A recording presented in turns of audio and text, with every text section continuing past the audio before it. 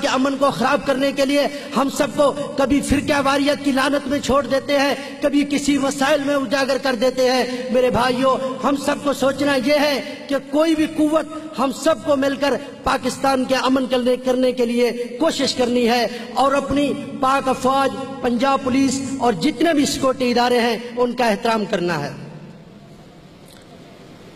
چمک رہا ہے جہاں میں وہ میرے فن کی طرح، چمک رہا ہے جہاں میں وہ میرے فن کی طرح، نہیں ہے کوئی بھی وطن میرے وطن کی طرح۔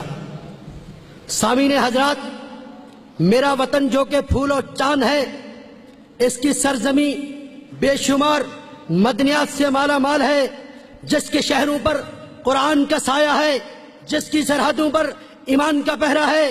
میرے وطن کے فوجی جواں جرتوں کے نشان ہے۔ یہ ایک ایسا ملک ہے جس میں بیٹوں بہنوں کا لہو پھکار پھکا کر کہہ رہا ہے، اس سرزمین کے چپے چپے کی حفاظت کرو، کیونکہ انہوں نے اس وطن کی آبیاری پانی سے نہیں بلکہ اپنے لہو سے کی ہے۔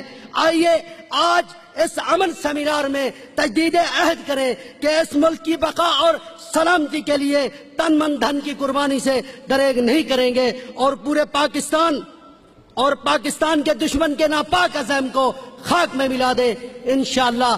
آخر میں یہی کہوں گا، خدا کرے میری عرض پاک پہ اترے وہ فصل گل جسے اندیشہ زوال نہ ہو۔ یہاں جو پھول کھلے وہ کھلا رہے صدیوں، یہاں جو پھول کھلے وہ کھلا رہے صدیوں، یہاں خزاں کو گزرنے کی بھی مجال نہ ہو۔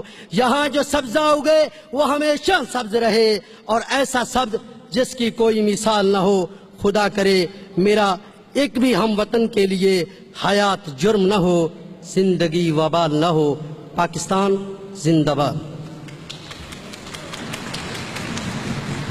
بہت شکریہ جناب حافظ کمال انور صاحب، اس عزم کا اظہار کر رہے تھے کہ ہم تمام دوست مسلک اور مذہب کی قید سے الگ ہو کر اس ارض مقدس کے لیے ایک جسم ایک جان کی مانند رہ کر اپنا کردار ادا کریں گے۔